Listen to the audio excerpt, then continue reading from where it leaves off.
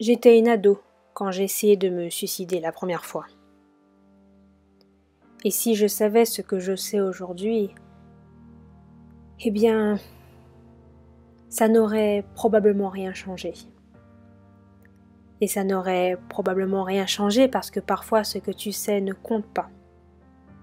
Parce que tout ce que tu ressens prend le dessus. Et pourtant, je n'avais pas à me plaindre de ma vie. J'avais ma famille, des amis, de bonnes notes. J'étais entourée d'amour. Ma vie était géniale. Malgré ça, ça ne m'a pas empêché d'être mal, d'être anéantie et blessée de l'intérieur. Je me faisais souffrir moi-même car je ne comprenais pas pourquoi j'étais toujours comme ça. Pourquoi j'étais si mal alors que j'avais une vie envieuse. Et je savais que d'autres souffraient bien plus que moi. Je me faisais du mal car je me sentais coupable de me sentir aussi mal alors que d'autres avaient subi bien pire. Je me faisais du mal parce que j'étais fatiguée de décevoir les gens alors qu'en réalité je ne décevais personne.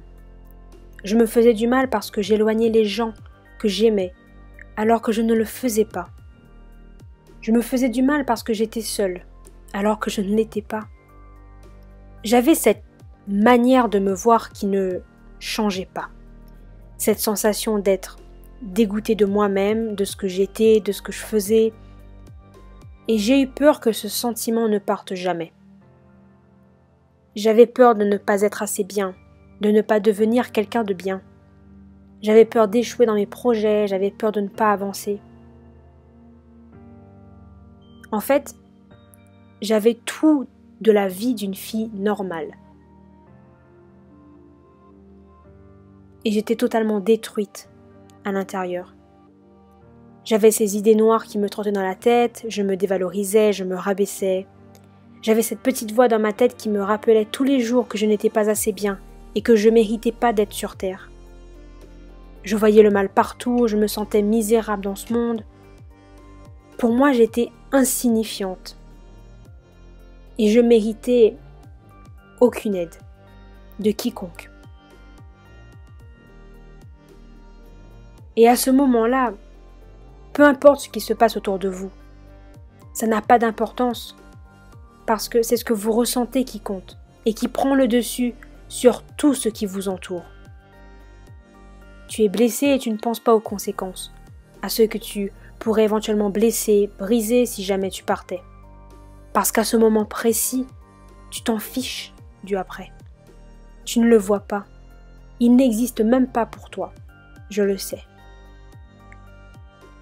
La seule chose que tu sais à ce moment précis, c'est que tu n'es pas assez bien, que tu n'es pas assez beau, tu n'es pas assez intelligent, tu n'es pas assez aimable et tout le reste. Tu n'es juste pas assez, quoi.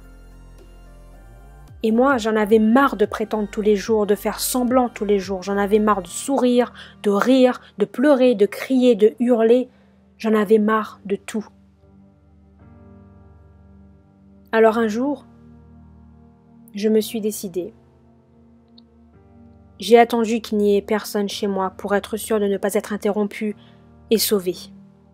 Je voulais être sûre que tout se passe à merveille pour aller jusqu'au bout de mon geste. Et je l'ai fait. J'avais mal, mais en même temps j'étais soulagée, car je savais que toutes mes peines allaient s'en aller, tout comme ma vie misérable. Je me sentais partir et j'avais le sourire. Alors oui, aujourd'hui je suis là à vous parler de mon expérience, donc ça veut dire que je ne l'ai pas totalement fait. Mais pour dire vrai, je ne sais pas ce qui s'est passé après ça. Je ne sais pas qui ou quoi m'a donné la force de me lever de ma baignoire. Mais je ne suis pas allée jusqu'au bout de mon acte. J'ai pensé mes blessures, je me suis changée, je suis allée dans ma chambre à me morfondre et j'ai pleuré. J'ai pleuré pendant de longues minutes à m'apitoyer sur mon sort, encore et encore. Et ça a duré pendant longtemps.